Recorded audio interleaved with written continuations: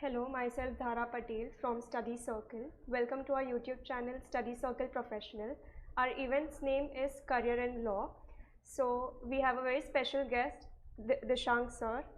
DEESHANK sir is a dual qualified lawyer, an advocate in India and a solicitor in UK. He's also a member of Law Society of England and Wales. Additionally, he is also a qualified CS and a member of ICSI.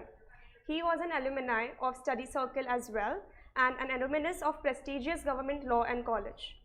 He is currently practicing with litigation teams of Caton and Co. advocates and solicitors. DEESHANK has represented and advised both domestic and international clients on various civil and commercial aspects in right petitions, domestic and international arbitrations, company and involuntary petitions, commercial suits, IPR suits, etc. Besides commercial and civil litigation, he has also been involved with various arbitration proceedings. He mainly practices in Bombay jurisdiction, and now I would like him to have the stage.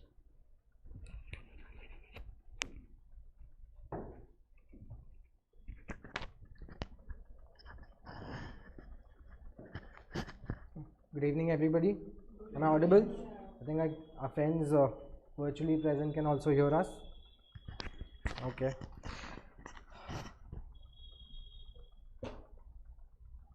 Okay, I am fairly impressed to see the audience, and obviously I'm sure there's even a greater virtual presence with us.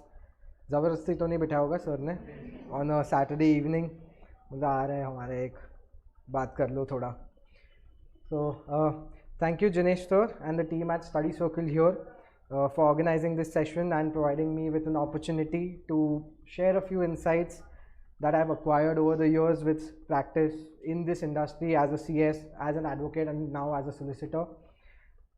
I'm certainly nostalgic coming back to these classrooms of my alma mater, thinking about my journey from that side of the podium to this side of the podium, and brings back some really cheerful memories that I have with this institution. I understand I roughly have about 25 to 30 minutes to share what I have to say, and then we can probably open up for questions.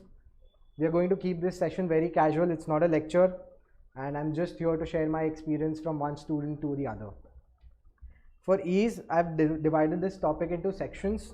The section one will deal with my journey, the way I've dealt with academics, how I've thought of it, the career opportunities in law today, and one little question about this concern being about there being a gender bias in the institution or the profession of law today. And towards the end, I would also touch a little upon the need for knowing the basics of the constitution for you as a practicing CA, CMA or a CS. Now, as far as my academic journey is concerned, there can be various reasons for somebody wanting to join law. I joined law for a very different reason. Maybe people share it, maybe people don't. For me, law was a calling. It was a calling to develop my skills as a lawyer, to break down complex issues into simple ones and to look for possible explanations and to resolve certain events that I think need resolution. It also came for me with this inherent want to be good at communicating, to be able to put my point across, to convince people, because I think this tool, if you have this tool of resolving disputes, resolving issues in your favor, of course, because I'm a lawyer, not a judge, it gives you immense power. I remember I always wanted to be a lawyer, even much before I knew what a lawyer actually does. I distinctly remember I wanted to be a lawyer because I saw a friend's father in the lawyer's gown, and I was like, jo bhi karna hai, ye pehenna hai. Although that gown is now more of a colonial relic, which I think is increasingly being argued to be removed. But that being said, I think it was this much cherished gown that made me feel, okay, fine, this is what I want to do. Interestingly, while we are speaking of the gown, it's very important to also understand what it signifies. For a lawyer, for an officer of the court, or for a judge who wears that gown, it basically signifies that once you wear it, your preconceived notions, all your judgments, etc. are within you, you part ways with it. Once you part ways with it, you have to look at everything objectively. And that, I think, was one more motivation.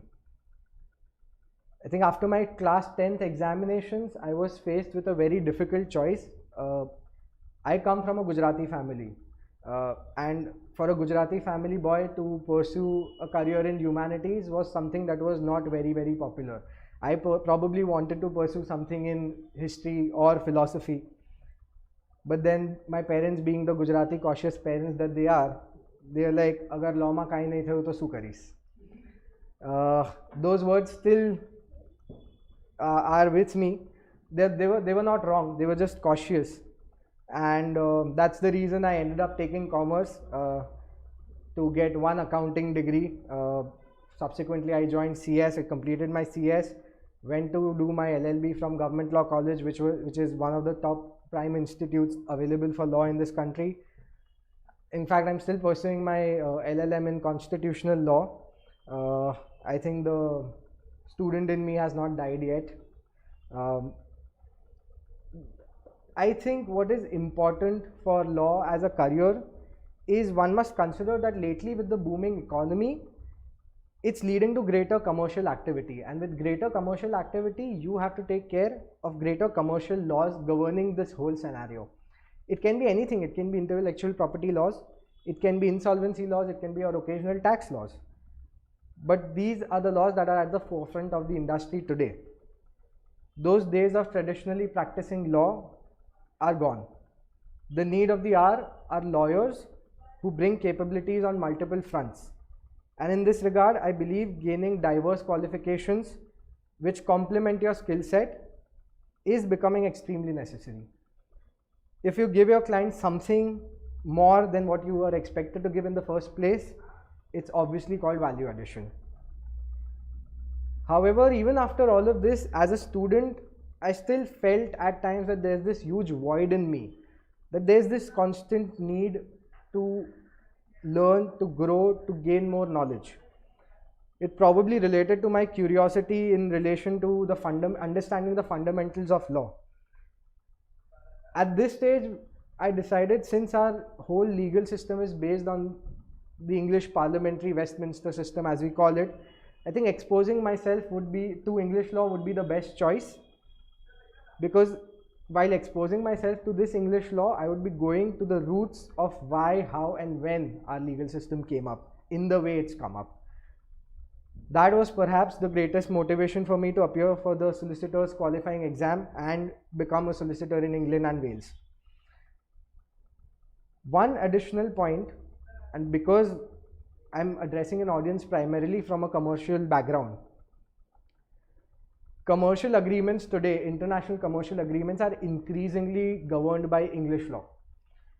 That being said, English law is the chosen law for all the substantive governing clauses of a contract. So if there is a dispute between parties and the law is governed by the English law, the contract is governed by the English law rather, you end up needing lawyers which are qualified in more than one jurisdictions, and that will be possible, and that will greatly complement in a way what your case is.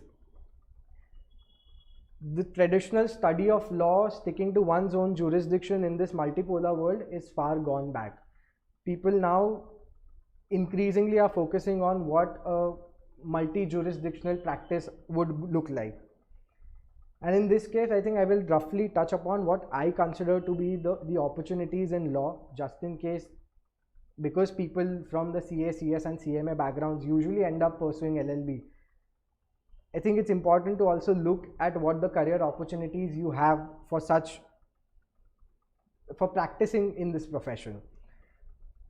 I think it's first and foremost, what is most important is for you to understand that doing your LL.B. or getting a degree in law is not just getting a paper or putting something on your CV. I think doing LL.B. or getting a degree in law is amazing, but I think law is one of the most dynamic fields today. There's transactional work, there's non-transactional work, there is contentious work, there's non-contentious work, amazing opportunities. However, for you to determine before getting into this is whether you would want to practice in the litigation sector or the non-litigation sector of it. Broadly speaking, litigation is when you go to courts if there is a dispute, and non-litigation is when you don't engage in contentious work that relates to a dispute which is to be solved inside or outside the court by way of arbitrations, mediations, etc. But to give or more on the regulatory or the compliance side of it. For example, there's a real estate law. If I'm a real estate lawyer, a non-contentious real estate lawyer, what I would be looking at is how I give my clients the best conveyance deed possible on the terms that they want. Once I do that, my job ends there. But if I screw up, I give employment to other lawyers like me who get into dispute resolution. So real estate being a field of law, it ends up being a multifarious field of law where there's contentious as well as non-contentious work. It greatly depends on your persona and your thought process of where you think you would fit, and for that I think internships are the way to go. If I have to mention broadly a few fields of law that I think are most upcoming in the future, the first and foremost I would mention is intellectual property rights. It includes IP litigation for safeguarding your trademarks, copyrights, geographical indicators, patents, designs, etc. The next field I would say is arbitrations, mediations and conciliations. In a world that is increasingly going to alternate dispute resolution modes and not sticking to the traditional court of law, it's important that one also focuses on these alternate dispute resolution modules whereby you know that the client is bound to get speedy justice, which probably wouldn't happen in a court of law, especially in a country like India. For CAs, CMAs and CSs who are really interested, I would say, in non-contentious work, the general corporate work with this booming economy is increasingly looking promising. Banking is another important area, and the growth of which is directly proportional, in my opinion, to your economy.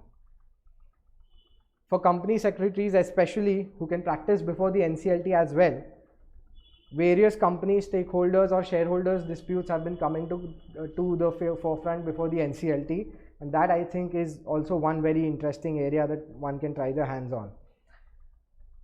One of the last but not the least fields that I think one may focus on is tax laws, and especially after the advent of GST, the nuances of which still remain vastly untested before courts and tribunals. I think it's one more area that you can focus on. Although that being said, since I'm a CS, I've seen that it's mostly the chartered accountants who concentrate on this field in general, but I would also be happy if company secretaries, who in my opinion are equally capable of doing it, focus a little more on tax law. I have also been invited to touch a little upon how the law is a very male-dominated area of profession. I've often heard of people suggest that this field is very patriarchal, it's dominated by men. While that was true in the past, I think it's certainly changing. Women in law in India have made significant strides over the last few years, breaking barriers and contributing to the legal profession in various capacities. Many women are pursuing legal education, they are entering the legal profession, women are actively participating as lawyers. Even though the proportion of women in the senior leadership, let's say in firms or as senior advocates designated by high courts and supreme courts, is low, that's changing. And I think for women, the time's come to set their mark in this profession of law. Increasingly, women have been represented in the judiciary across the High Court and the Supreme Court. The names of Justices Indu Malhotra, Hima Kohli, Nagaratna are all names that the household knows now. However, in my opinion, it still remains true that despite progress, gender bias and stereotypes that still exist in the legal profession, a lot of work needs to be done to attain equality in this profession. Of course, as a lawyer, I would like my field to remain more equitable in terms of gender, and I hope that things in the future are better. One very interesting topic, and that's close to my heart, and on which Jinesh sir and I had discussed briefly, is the importance of understanding the constitution for people outside the legal background. Of course, the constitution is the document that's supposed to govern your life and mine. But how many people do actually end up reading this? Although everything in my experience that I say here is going to be as a CS, as a lawyer, and as a student of law. For those who want to pursue a career in law, it is obvious that a deep study of the constitution is inevitable. But even for those who do not plan to enter into this specific profession, it is imperative that at least the fundamentals of the constitution for adding value to your organization are clear to you. But to approach this issue, the most fundamental question is, what is the constitution? And here I would make the session a little more interactive, where I would invite either of you or some more of you to tell me what you think is a constitution. Anything, it can be, put it in your simple words. What do you think of when you think of a constitution? Anybody from the virtual audience can also type in. Anything? Okay, that's what I expected, because I would have done the same thing had I been there. But in my opinion, I think if you think of a constitution from the Indian perspective, one person will say, "Arey, book hai." But what book? It's basically a social contract which governs your life and my life and our relations inter se, and our relations with the state, that is the nation that we live in. Once that constitution comes into picture, you are not free to do everything as you wish, but you are governed by a set rules that the society states for you.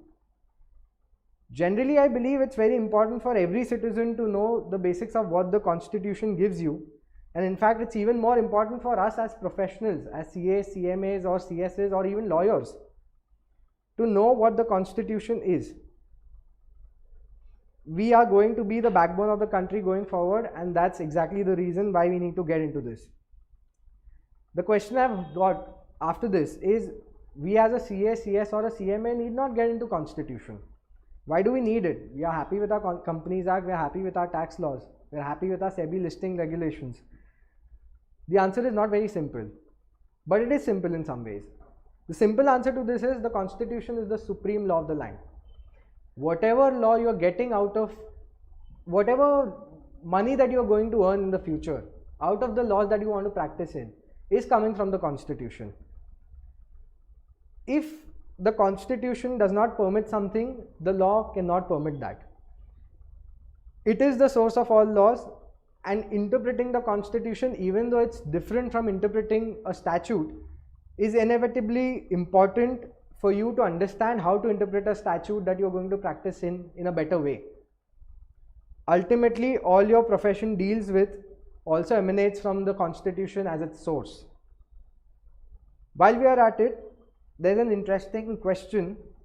Do the constitutions need to be in writing? Of course, it's not related to the topic today, but I'm just dropping this question for you to ponder upon. Interestingly, the United Kingdom does not have a written constitution at all. There's no book. It's governed by parliamentary conventions, it's governed by judgments of courts that have been laid down for past several hundred years. But of course, that's a session that Jinesh sir can probably call me again for. As far as this constitution bit is concerned, I'm going to keep it very short and just give you 3 examples of how it can impact you as a CS, as a CA or as a CMA. For example, you're in a company. You are a CS of a company or you are a CA in a company. There's a decision that's come to you that's against your company or your client, and which is on the face of it illegal or arbitrary, as we call it in law, or it's unreasonable. What are you going to do? Generally, your first instinct would be, oh, let's challenge it, let's file an appeal, let's follow the procedure mentioned in the specific law. That's what you would do. If you have an order from the SEBI, you would ideally go to SAT. If you have an order from now the NCLT, you would think of going to the NCLAT. But there are ways that you can approach constitutional courts, which are the High Courts and the Supreme Court, to get relief for your client or your company and that is something that the constitution, that reading of a constitution will give you. I'll just share a very small example of how we implemented it in one of our cases recently. Our case, I would not name the client, but it's a very huge client in the communications market. That client was basically the outcome of disinvestment by the government in the telecommunications sector. Certain land was allotted to that company before it became a private company by the government. The government said XYZ are the terms that we give you the land on. If you violate these laws, then you have to pay certain penalty. One of the conditions mentioned therein was there will be no transfer of this asset to any other person or entity. Interestingly, when the company got disinvested from the government and was handed over to a private player, it was only the shares that were sold.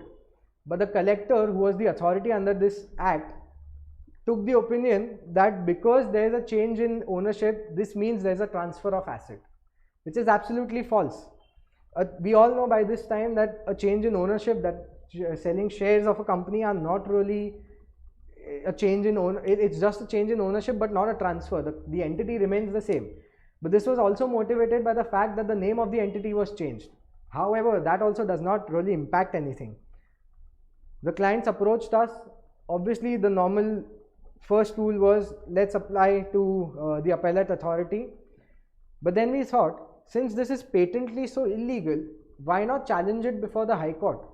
So we went under Article 226 of the High Court. Basically, it's called the writ jurisdiction.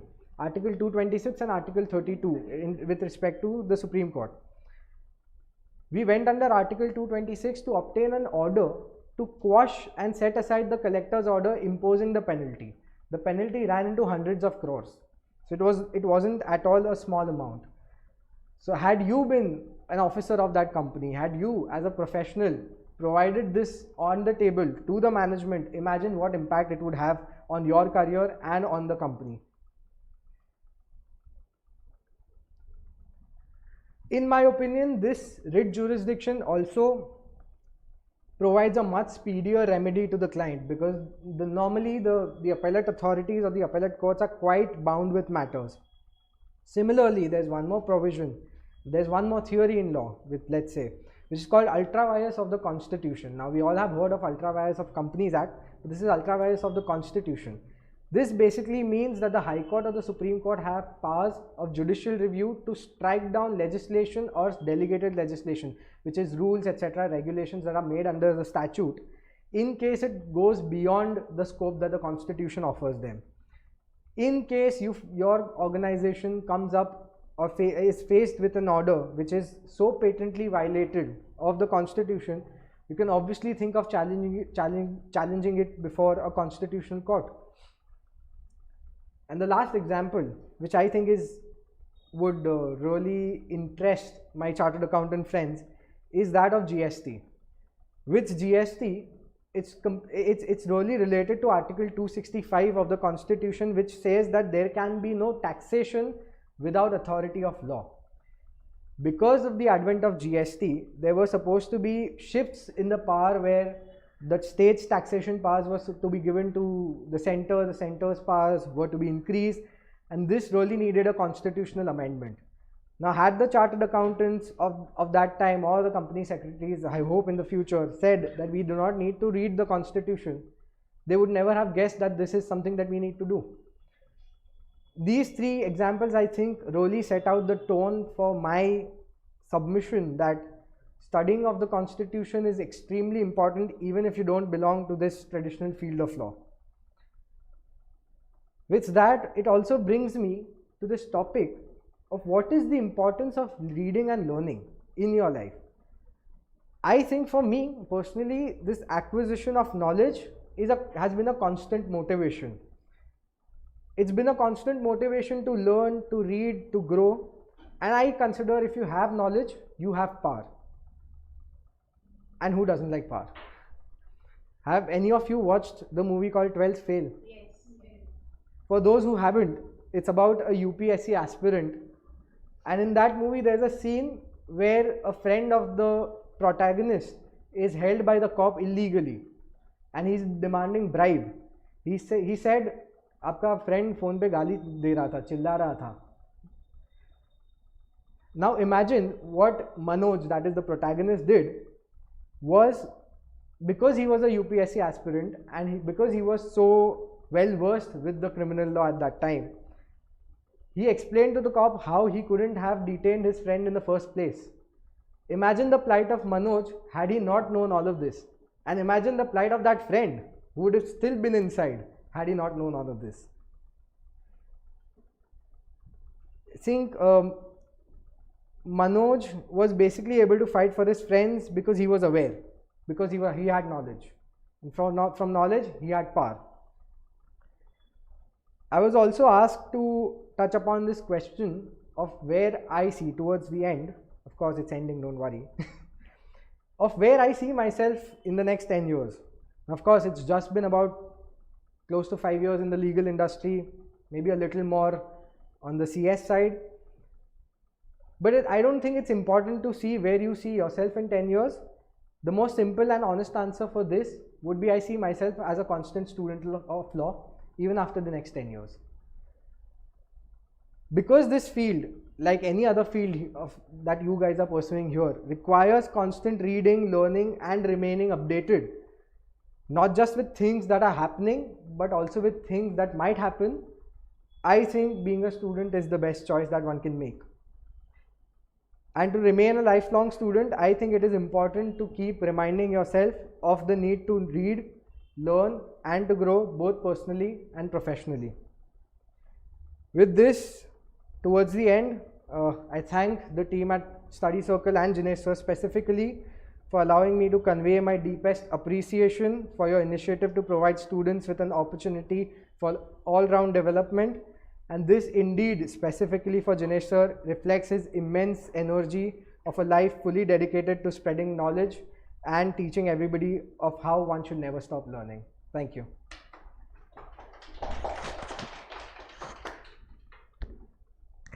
I think if anybody has questions, we can move to questions and answers. Think of questions. I don't have a problem. I have time.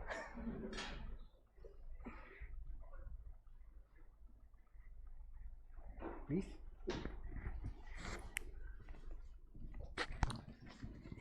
Okay भाई camera adjust करना पड़ेगा मेरे लिए तो मैं दिख रहा हूँ क्या okay so guys first of all heart felt thank you मैंने बाय द वे सेशन अंदर सुन रहा था बिग स्क्रीन पे और मज़ा आया and the most important thing is what I understood is that the level of the language and the communication skills which you have improved. I last met you in 2016 and since today 2024, 8 years later, the command on the language and the command on the legal language was awe. ठीक है, I think so आधों को तो कुछ समझा भी नहीं होगा. I am damn sure. And when you were using the words here I submit, here my submission is this, and submission वहाँ कसम इधर सामने जज बैठे लग रहा है ना. But I'm sure guys, one thing each one of us must appreciate, even हमें समझा कि नहीं समझा, the command on the language है ना. It's really a different language altogether. ऐसा लगता है वो दूसरे प्रदेश में बोल रहे थे और हम दूसरे प्रदेश के प्राणी इसको सुन रहे थे. The three examples what you gave, and as I told you I was listening to all your sessions. मैं सिर्फ यहाँ फिजिकल क्लासरूम में नहीं था, बाकी मैंने सुना पूरा. So let's talk reverse. Article 265 power to levy taxes है ना, वही था if I am not wrong है ना. सुन लेता हूँ मैं हर चीज़. तो absolutely true. And even in my lecture number 4, those who attended L4 basics of GST, आपने सुना होगा मेरा पूरा constitutional provision, why there was a need of the 101st amendment on the constitution, right? The second example which you gave, that constitution authority के judicial review के बिना कोई भी act pass नहीं हो सकता. And where I said that even CAA, a law like CAA was challenged in the court of law, right? Citizenship Amendment Act, and उसका भी judicial review हुआ था, and finally Supreme Court decided that yes, CAA is as per the Indian Constitution. It is not violating Constitution of India anyway. So all such things were absolutely brilliant. We have opened up the forum for the question and answer round. मैंने question answers के लिए आपको open up किया हुआ है. If there are any questions, मैंने वहाँ पे लिखा हुआ है, please post your queries, and even to the live audience who's present in the classroom. First of all, पहले थोड़ा queries ले लेते हैं.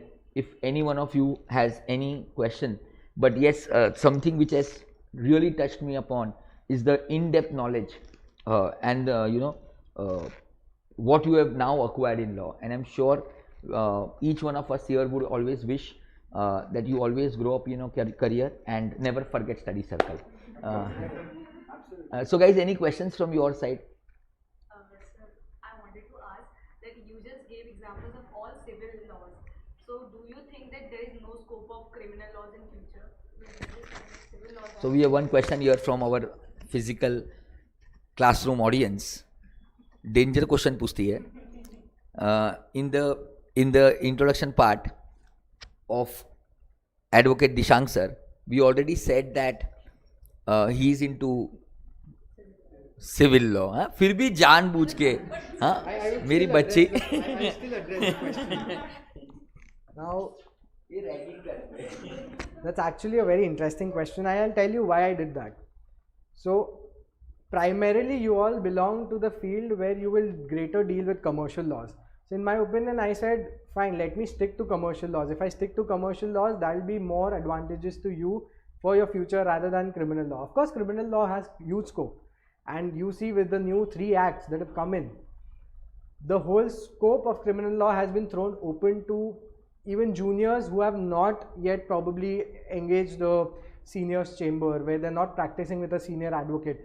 Because even the seniors now have to study law from the scratch. Although the principles fairly remain the same, but there's still a vast field open for everybody now to fight, and that's exactly the reason. But agreed, criminal law has absolutely a lot of scope, especially, okay fine, since I've touched upon this, the Prevention of Money Laundering Act. Now that is something that one can think of as a CA or a CMA or a CS to get into, and that's also related to white collar crimes. Is by far, I think, now the most paying job in criminal law, and because we are finance students, obviously we would want some money for us. So that's the reason I didn't touch upon it. But I agree with you that criminal law absolutely has a lot of scope. And also I had a question, because this relates to that, Right. I have actually come up with this thing. You said that knowledge is power, and you gave example of that Manoj Kumar, that Right. how he said to the police about the law. But in actual life, if we teach them law, they are literally, they are just, they are just telling us that they're threatening us. Why are you teaching us law? She had a bad experience in Yes, recent days. Because I told them that you do not have any authority to touch without our consent, and they just.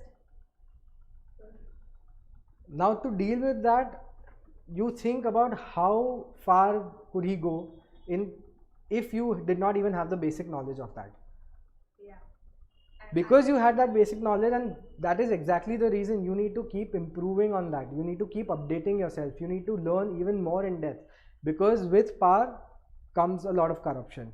So since power corrupts, and absolute power corrupts absolutely, it is going to matter how much you know. Had you argued a little more, probably he would have backed off. We never know. But the point to be noted here is, if there was somebody else who was well versed with criminal law at that time, imagine what he would have done to him. I don't think a lot more. I'm really sorry for the bad experience that you faced, but I think I don't have a degree. It's not about degree, it's about knowing your rights. You don't need a degree. They don't believe that I know my rights. They are like, you don't have a degree, you cannot speak. For that you can contact me and I'll be there for you. For sure. Virendra, any questions? No. Ishita? She's a law aspirant. Oh, how lovely. She's again our student of CS. Right.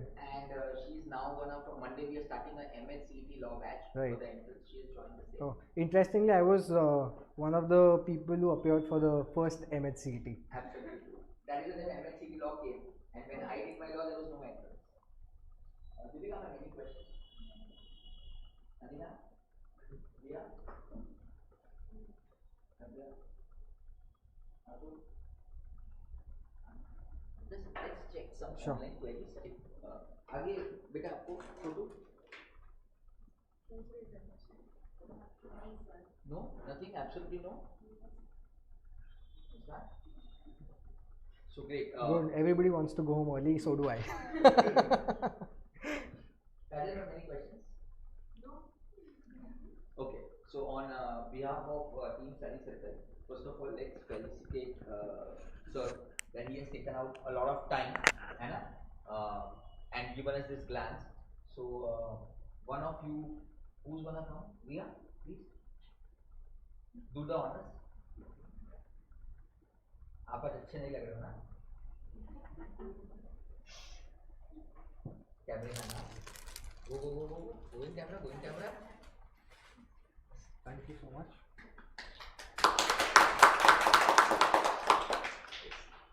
So a small token of appreciation from all of us, and we'll end the live session here, guys, and obviously the memories of this will remain with us forever. Thank you. And so Sir. will YouTube remember this. So let's end the session, guys, on a great note, and for such things, keep on subscribing to our YouTube channel, Study Circle Professional. बोलना जरूरी है. Like, subscribe and comment. नहीं वो सब नहीं, आवाज जा रही है मेरी. I'm loud enough. ऐसे लग रहा होगा यार बोल तो नहीं रहे, आवाज कहाँ से आ रही थी? So Sir, मैं बोल देता हूँ. Please subscribe to Study Circle's channel and hit the bell icon. now go ahead. Please hit the bell icon. Yeah, please subscribe to Study Circle's live channel and hit the bell icon. So thank you. Thank you so much, sir.